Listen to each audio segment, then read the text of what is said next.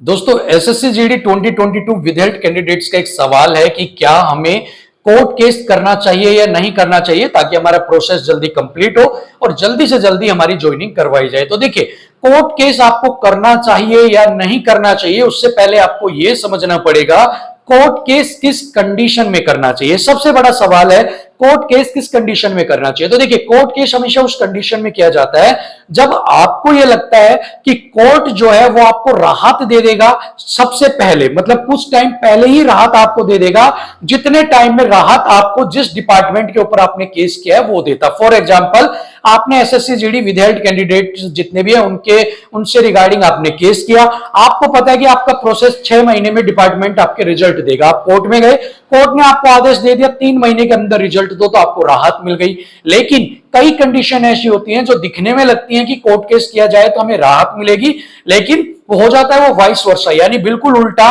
कि आपको जो 3 महीने में काम होना था 6 महीने में होना था उसको 1 साल लग जाता है। अब कैसे इस चीज को समझिएगा। मान लो आप विदहेल्थ कैंडिडेट सारे मिलकर केस कर देते हैं, ठीक है। तो सबसे पहले तो आपको तारीखें दी जाएंगी। पहली तारीख पर आपका केस फाइल होगा, दूसरे पे फिर आपके वादी आएंगे, फिर प्रतिवादी आएंगे।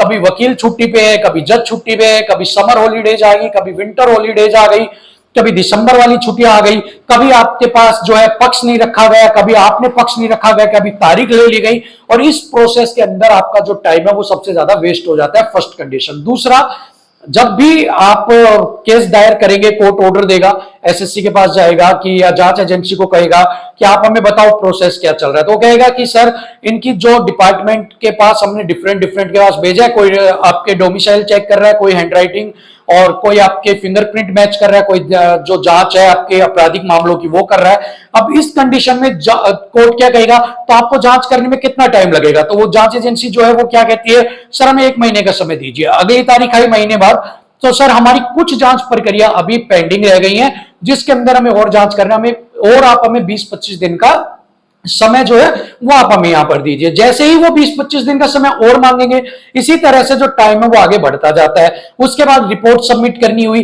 किसी दिन रिपोर्ट सबमिट की तो वो आधी सबमिट की, जज ने बोला पूरी रिपोर्ट लेके आओ, उसके अंदर फिर टाइम लग रहा है। सो इस पूरे पचड़े के अंदर आपका जो प्रोसेस है वो यहां पर अटक जाएगा, और जो काम आपका 6 महीने में भी होना है वो टाइम आपका लगभग 1-1.5 साल यहां पर हो जाएगा। तो सबसे पहले तो आप इस चीज को दिमाग से निकाल दें कि अभी टाइम ये सही नहीं है कि आप इस टाइम के ऊपर कोर्ट केस यहां पर करें। आएगा वक्त, उस समय कोर्ट केस भी किया जाएगा, लेकिन अभी ये वक्त सही नहीं है कि इस वक्त के ऊपर at that point of time आप जो एक फाइल रजिस्टर करते हैं अगेंस्ट एसएससी और जांच एजेंसी, ठीक है।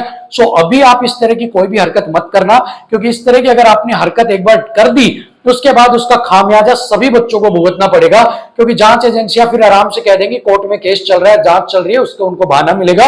इसलिए उनको थोड़ा काम करने दो, जनवरी तक आप वेट करो जैसा मैंने बताया। उसके बाद जैसा भी होगा वो आपको मैं अपडेट दे दूंगा और उसके अकॉर्डिंग फिर हम काम करेंगे। और अगर आपने वीडियो अभी तक नहीं देखी है कि जो विदहेल्थ कैंडिडेट्स उनका क्या कुछ चल रहा है, तो आप चैनल पर जाके वीडियो देख सकते हैं, वहां पर सारी चीजें मैंने आपको डिटेल में शेयर की हैं। सो मिलेंगे आपसे अगली वीडियो में, तब तक के लिए थैंक यू सो मच, नमस्कार।